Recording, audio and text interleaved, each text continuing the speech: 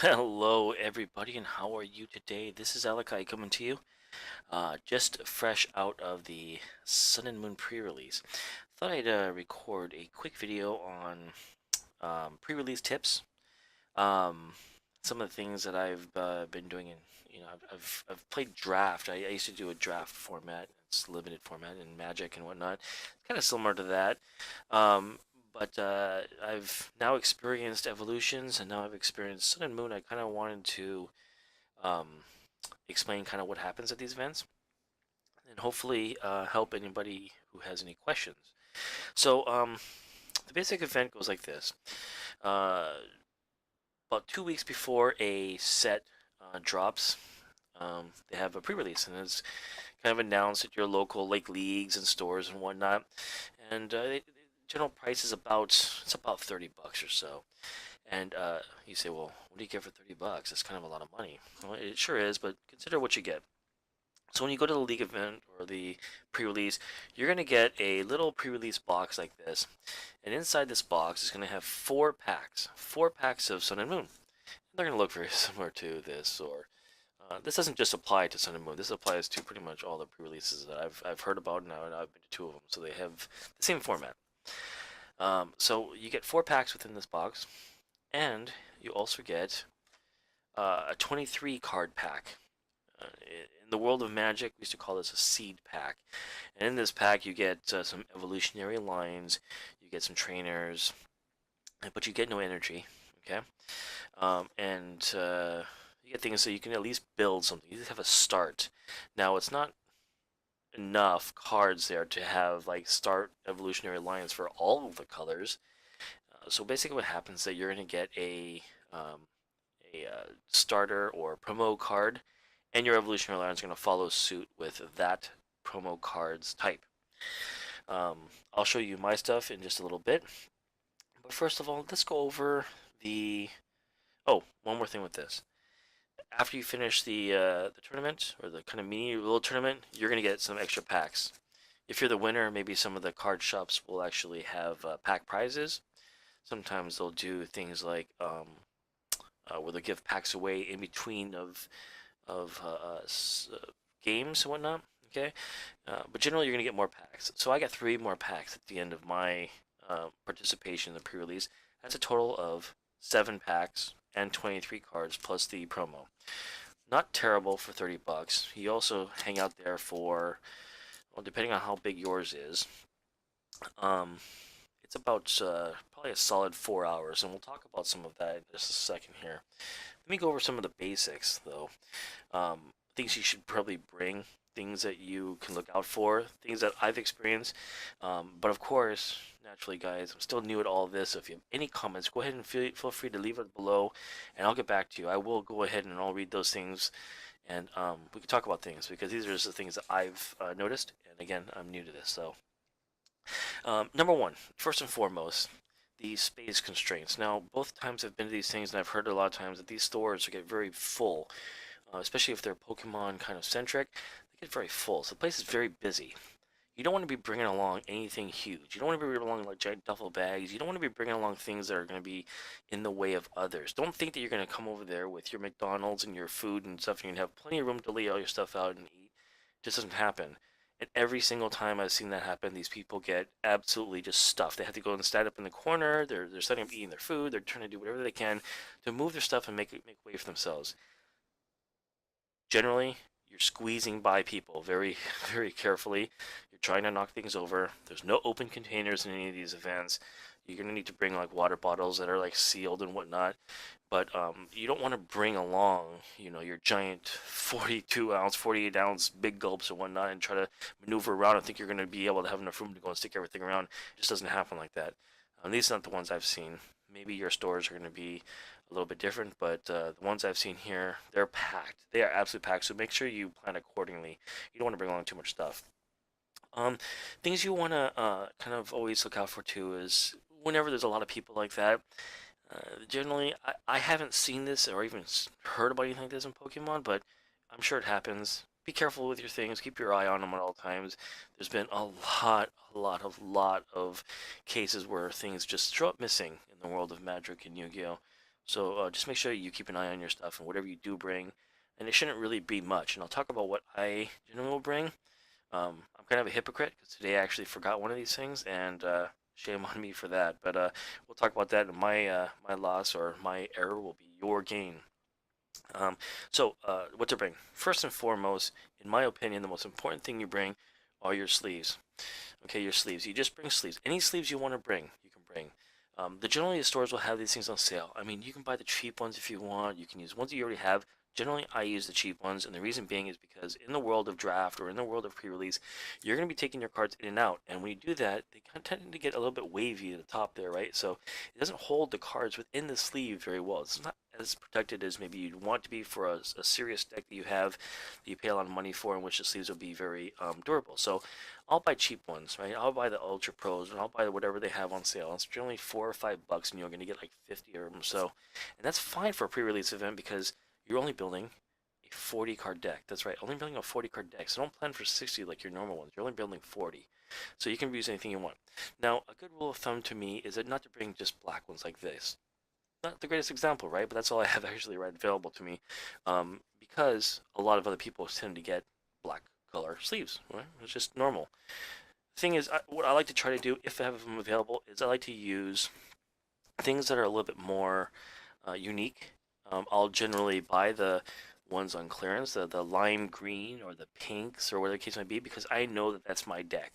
When you buy black or buy some of the standard blues, people will always buy those kind of colors, and then it's just a little bit of opportunity for you to mix your cards together. Not quite sure what you got because it's difficult, right? You've never seen these cards before, and you're playing with them. You've constructed them, and you could easily accidentally switch them around or somehow mistake them. So I just bring sleeves that are a little bit unique. These are from Magic. They're a little bit different, but you get the point, right? So I mean, ones that are printed, ones that are different colored, all that kind of stuff. Okay, so we've covered sleeves, what I think to be the most important thing. Number two most important thing, which did not happen today, are your dice, right? Your dice and your counters and whatnot. Your little coins. I don't use the coins, but I mean you have to use dice. In some of the places in organized play, you're gonna have a die that is actually clear and see-through in Pokemon. They generally like to see the Pokemon symbol or whatever it is. I have these. I bought one of those Elite Trainer boxes. I've got enough stuff for plenty of time. But I'll tell you that every time I play, I've not had an opponent come to the table across from me and have these things. They're always borrowing mine. So be courteous. Bring your damage counters and your dice. I don't know what it is about it, but people just forget. If you have those little damage things too that come in those Elite Trainer boxes, these actually help. In Sun and Moon specifically now, I know people say, well, this is complete waste. Nobody ever does burn anymore. And Sun and Moon is coming. It's a big deal because they've actually made it an errata they talked about today. I've not actually seen one yet, but I know it's coming and you have your poison stuff. We'll talk about some of the mechanics in this particular set in just a second here, but we want to talk about some of the things that we need to bring, especially the die. Don't forget that some people can be real sticklers for that. There's generally judges rolling around, and they'll be looking for that. Number three thing. Okay, playmat. Um, any playmat will do. The reason being, playmat is important, and I know some people don't care about playmats ever. They play around the table, is because if your store is as busy, or it's a busier day for them, they're gonna be bringing out tables that are not necessarily made for card play. They could, anyways. They're going to be using whatever they have in stock. In some of the cases that I've been involved in, they've actually used tables that were used for like modeling, painting, and people have been cutting on it with X-Acto knives and whatnot. And so the actual table cover is actually not smooth and nice. So let's say you don't bring your sleeves and you say, I don't need to bring a mat either. Your bare cards are going to be on these tables and they could be rough and they could actually not keep a very nice uh, um, disposition, I guess you can say, condition to them. Imagine pulling a beautiful GX card and it getting scratched up, which is a complete opportunity. So just bring any playmat you have. These are pretty cheap, $15 or so. You can have them on eBay and buy them from the store and support the store. They can get them for $20 or so. Number four thing, not that important, but still a convenience thing. A pen. Seems silly, right? Well, you know what? Pen is actually very valuable because during these tournaments, you're going to be actually filling in like a registration slip. You're going to be filling in game slips. and you just need a pen, something to write with. And having to call over a judge or something every time, or having to walk up there with your thing and ask to borrow a pen, and somebody's got it, somebody doesn't have it. Some snot-nosed kid is going to go and spread the disease by sticking this behind their ear, or I don't know. Just bring a pen with you. It's just so easy to do. This is what I forgot today, because I'm a fool and I'm a hypocrite. So I wanted to make sure I mentioned that today. Bring a pen with you. Your pencil's fine too if you have to have it, but that's there you go. Okay, so now let's talk about some of the basic mechanics that go on with these pre-release. So we'll talk about the box itself. So like I said, 4 packs in here with that 23 card other pack cedar deck. It's going to come like this. It's going to be wrapped in plastic. You're going to pull off the plastic when told to. You're going to be sold this box for 30 bucks. You're going to sit there and you're going to wait for them to go and talk about it. And then when they say go, okay, you're going to go ahead and open this thing up. And that's how it slides open. There's a little sleeve that goes on the top like this. Generally, how these things work is that you're going to get the 4 packs and the thing. You're going to open them all up. You're going to separate them. You have 30 minutes to go and create your deck. 30 minutes to go and create that 40 card deck. Well, what about the energies, you ask? Well, here's the thing. There's generally an energy station available. So after you go and build your cards, you're going to need energy. You're going to figure out how much energy you need, and you're going to go and grab those energies from the energy station. They come free. When you're done, go ahead and unsleeve your stuff if you can, and go ahead and return those energy cards back to the person who is throwing the tournament, because it's just a nice thing to do. You're kind of borrowing those energies, and they can use it for the next tournament for people who are going to take it. Generally, when I said about 30 minutes, you have 30 minutes to build your deck. Okay, they're going to announce, they're going to have a little sheet that says this is where you're going to go. You're going to look for your name, you're going to go to the table number, and you're going to sit across from your opponent. At that point, you're going to have about 20 minutes to play the game. 20 minutes. If you don't finish in 20 minutes, they're going to call time, and you get 3 turns. 3 turns after that, and that's it. So make sure that you are kind of moving a little bit swiftly. In order to help with that, I don't know if this is a general rule of thumb or it's everywhere, but what you can do is, as soon as you sit across from your opponent, you do your shuffle, pile shuffle, any way you want to do that. But you can prep. Okay, it means you can grab your 7 cards. You can go ahead and look at your cards, find your starter Pokemon, go ahead and put it down, but go face down, and go ahead and put down whatever bench Pokemon you have, and go lay out your prize cards. Okay, you can go ahead and do your roll, your heads tails to see who's going to go first. Same rules apply. No attacking on the first turn and whatnot. So you can lay all that out and wait for the person to say go. Okay? As soon as they say go, then you can start playing. Get your 20 minutes in. And it's never been a problem. I keep saying it over and over again, I'm completely new to this game. I'm a complete noob. I've not had a problem where I've gone to time. I've decked myself in the game. I've never actually had a problem with time. So don't worry about that. So now let's take a look at some of the different cards we have. There's oh, I'm sorry. There's more to it than that. After you go in to get your cards, there's a couple different rules you have in the game. Number one, I don't know if some other game stores are like this, but you can't trade. There's no trading. You can't just say, "Oh, I have these amount of fire. I'm not using fire. Do you want to give me your water in this trade?" And you can't trade with anybody before you start playing. You can do it after the tournament. They generally don't care. There's no trading in the game. Additionally, they don't want you to bring in cards from previous boxes or purchases that you've had. So Sun and Moon has actually been out in some of the different box sets that you can buy at like Target and Walmart. And they don't want you to be bringing in those cards because they're a fear that somebody could cheat and actually kind of stick those cards inside of their deck and say, "Oh, look, I pulled this card inside my packs." So just leave all that stuff at home if you can. I'm not trying to tell you what to do or anything like that, but it's generally frowned upon to bring any other cards from the set to a pre-release event because there's that opportunity of being of cheating, right? So, all right. So now after you go ahead and sit down on the costume, you're gonna look at the roster. You're gonna sit down from your opponent. When they call time and start, they're gonna go ahead and call start. You're generally gonna have somebody come by and drop you off a little slip, and this little slip is, I don't know, probably 2 inches thick by 8.5 inches long or wide, and it's gonna have both your names. You're gonna say tie or win on there, and you're gonna initial it. So this is where that pen comes in. Just initial whoever wins and this and that, and you're gonna turn that slip over to the tournament organizer's little desk, and that's how you determine who the winner is. Now, onto the actual cards. I think that's pretty sure that's everything when it comes to the actual setup and organized play. Now I'm actually going to show you some of the cards I got today. Um, so, absolutely beautiful. I'm not sure if it's a thing or not, or if this is going to be the case moving forward. I didn't read a lot of the stuff going on. I got an energy in each one of my packs. It's not normally like that for Pokemon cards, but I really like the way they look. It's very clean. It's very clean and very refined. It looks very nice to me. So I think you might get one for each pack now, but I'm not sure. Talk about the foiling process. So what I've noticed is that the reverse foils, to me, not that big of a deal. Not that different, to be honest. I can't really see too much difference there.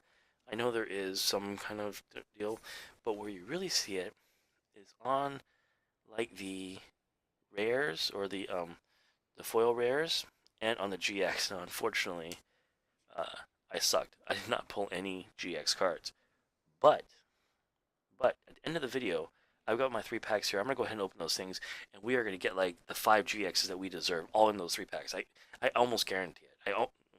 Well, maybe not, but I'm gonna open those packs, and we're gonna see them. Anyways, so yeah, 5 GXs. So this is actually the promo card. I ended up with Bruxish. So there's the Sun and Moon logo there, and the foiling process is gorgeous. You can actually see it. Let me get out of the sleeve here for you.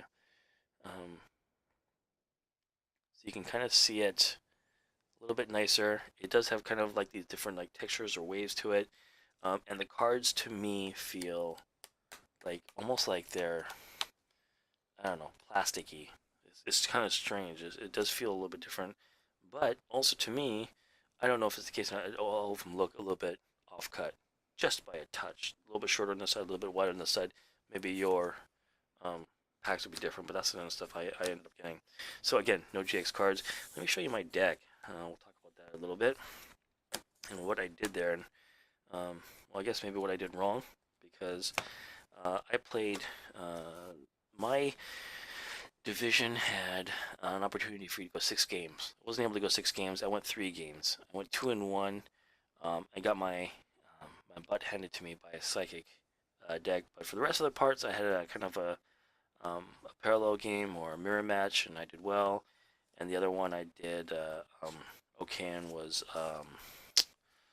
geez, what was fire or something. And since I ended up using water and lightning. And we'll talk about some of the different things we got here. So we have Big Malasada. This is kind of a new item card. We got some trainer balls. This is all kind of cool stuff.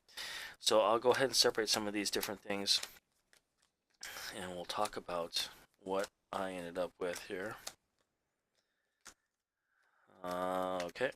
And again, we have these energies, and I actually brought some, so that wasn't a problem in this case, only because I went to this the last time. Well, I'm also going to talk about an error that I made, because I'm a dunce and I'm new. That was a star. That was absolutely a star. I'm sure that a lot of you already know that already. Once you get a DCE, you're in. It's great. It worked out really well, and everybody was looking at it like, oh my god, you got a DCA. That's so amazing. So, that's a big deal. Lantern, stage 1, so it evolved from a Chinchu, I think it is. So Chinchu, this is all fine and dandy. We're not looking at this. Is terrible. Electric Ball, 2 generics and 1 lightning for 30 damage. It's kind of wank to me. But this is really cool. Let me tell you what Lantern does. So with 1 generic, your opponent's active Pokemon is now confused. Cool. Slows them down. It's a 110 HP. And you have Aqua Spark here. This is amazing to me. So since I was playing blue and yellow, or water and electric, if you will, Aqua Spark 60 plus. If this Pokemon has any water energy attached to it, this attack does 60 more damage. It means it's doing 120 for 3, and I can pull this off turn 2 if I have my DCE attached to it. So really good. This was a star in my first game. I was crushing face with that 120 damage each time. The 110 was nice, but the retreat causes that too. So that was pretty good. I'll talk about that card last. Shelter, and some of you guys are probably already familiar with the Cloister. Shelter, terrible, tackle, dealing 10. Cloister, guard press. 2 waters and a generic. During your opponent's next turn, their opponent takes 20 less damage. So this guy takes 20 less damage on an attack and does 80. Not bad. Not bad at all. Headlock here is flip a coin. If heads, this attack does 30 more damage. If tails, your opponent's active Pokemon is now paralyzed. Pretty good. So for 2, you're getting 60 damage or paralyzing your opponent's energy. So win-win. It's not a 50% this and that. So win-win. It's good cards. Bruxich was my off screen here. Bruxich was my promo. Vivid Charge. Search your deck for up to 3 basic energy cards. Reveal them and put them into your hand. Awesome, right? So for recursion or for tutoring. Psychic Fangs. This attack's damage isn't affected by effects on your opponent's active Pokemon. So if any of your opponents have like some kind of a block, this will get through. It does for 90. Corsola, I think it's been around in the past. Doesn't really do anything except for the Call for Family, which is pretty amazing. Search your deck for up to 2 basic Pokemon, put them into your bench, then shuffle your deck. This reminds me of that little electric guy. I think it was electric in the last set. Anyways, I forgot his name. Pretty cool. Okay, so Pyukumuku. Ability is in, urge out. If this Pokemon is your active Pokemon and is knocked out by damage from an opponent's attack, put 6 damage counters on the attacking Pokemon. Wow. I mean, bursting balloon. I mean, we're talking a massive hit there. This thing's only got 60. So if you want to knock somebody to another 60, just have them knock this thing out and you're good. And it doesn't say, oh, it does say by damage from your opponent's attack, so they have to actually attack you and get it, but really helpful defensive, right? Continuous Tumble. Flip a coin until you get tails. This attack does 30 damage for each heads. Alright, no big deal. Lantern, we saw that. Cloyster, Chinchu, Gold Duck. Okay, so I got the Gold Duck side.com evolution. Confusion Wave. Both active Pokemon are not confused. I tried this. My game 2. This is what I lost about. This is how I lost. I kept doing that. It didn't really help much. Confusion thing didn't really help out. But, we go to Gold Duck and Double Jet, and then we go to discard up to 2 water energy cards from your hand. This attack does 60 damage for each card you discarded this way. So it was okay, but nothing too great. We'll talk about this card in just a second here. Sorry. Okay, so now let's talk about this card right here. Smart Me was looking at all these different cards and was like, okay, so what else can I put in there? God, it seems like I need something a little bit more. I was like, oh, 80. Oh, man, generic card. Yeah, Bullet Seed. The flip 4 coins. This attack does 20 damage for each heads. Okay, so it's going to do approximately 40. Alright, so 40 damage for 1. That sounds pretty good.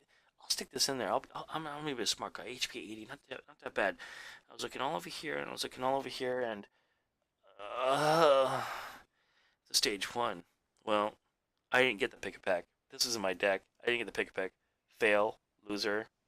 Ridiculous, ignorance. There he is, right here. So I wasted a card slot doing that because I didn't pay attention. It's my own fault. But I thought I'd mention that. Maybe you guys can learn at that while you're laughing at me. Whatever. Nest Ball. Search your deck for a basic Pokemon and put it into your bench. Then shuffle your deck. Okay. Search it for a basic Pokemon. Put it. Not bad. Not bad. We've all seen item balls. Flip a coin. If heads, search your deck for a Pokemon. Reveal it and put it into your hand. Then shuffle your deck. Okay. Great Ball. We've seen that too. Elima. Supporter card. Each player shuffles their hand to the deck and flips a coin. If heads, that player draws 6 cards. If tails, they draw 3 cards. Wow, that one hurts. That hurts a little bit. And but it was fun. The second game, where I lost, she did this to me. Yes, my opponent was a female. She did this to me the first game. When I was coming out, and it just crushed me. I lost all my momentum. Professor Kukui, supporter, draw 2 cards during the turn of your Pokemon's attack does 20 more damage to your opponent's active Pokemon. So when you attack, it's doing 20 more, plus you get to draw 2 cards. Really nice offensive attack supporter. Energy Switch, I use this card a lot in my games. Move a basic energy from one of your Pokemon to another of your Pokemon. So in case you don't care about your active, you can go and switch it out, bring out your items. In case you have one of those cards that say, the more you do more damage by the more energy you do it, you can use this. Great stuff. There's Alima again. Repel, I got this one. Yeah, your opponent switches out their active Pokemon with one of their bench Pokemon, so they get to choose. Keep that in mind. It's not where you get to choose, where it's like Alessandra, they choose. Lily, a supporter, draw cards until you have 6 cards in your hand. If it's your first turn, draw cards until you have 8 cards in your hand. This card you want in your opening hand. This is a card that you absolutely want in the very beginning. You want to drop this turn 1 and go ahead and discard your cards and go ahead and get 8 in your hand. Awesome. Nest Ball, we spoke about that. And Big Malasada, that's an item card. Heal 20 damage, remove a special condition from your active Pokemon. Good stuff. Let me tell you why. In this set, there's a lot of confusion. There's a lot of poison. There's a lot of cards that are saying like, hey, poison a person, triple poison and all that.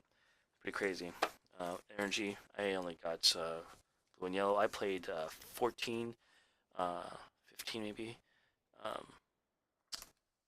Energy cards. You want to play anywhere between like 14, 16, something like that, I heard. So that's what I was doing. I just didn't want to get too crazy.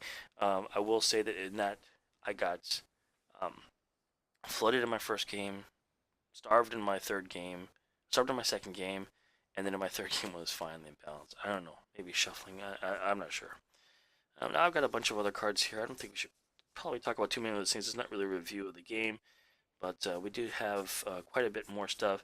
And again, nothing exciting there. It's pretty sad, right? Pretty sad, I want to say, because I didn't get anything really, really cool. So I figure that the world of Pokemon kind of owes me something. So um, again, pre-release, great time. I'm going to tell you that the last time I did this in Evolutions, I got the Machamp Pokemon, and I sold it raw off the bat and made back nearly all the money for my pre-release. This time I got Brexit. I don't know Bruxish if that's a good card or not. I'm probably gonna see if I can get rid of those things at this point. Let's open these packs. Let's go see what we got in the Sun and Moon stuff. Hopefully we get something cool. Dratini, we've seen it. Oh, Zendikast, Morlul. I'm not gonna do the little switch of Formantis, Surskit. Potion, heal 30 damage from one of your Pokemon. Jeez, Crabominable? I don't know, stage 3. That's the rare. Nothing special. And there's another energy. I think you're getting an energy for each one now. Crobat. Energy switch again. Professor Kukui. Come on. There's gotta be 2 GXs or something stuck together here, don't there? Cutie Skarmory. Boonsweet. Alolan Diglett. Another Dratini, wow. Timer Ball. Flip 2 coins for each head, search your deck for an evolution Pokemon, reveal it, and put it into your hand. Oh, that's interesting. That's really good. Ribombee. It's a foil rare.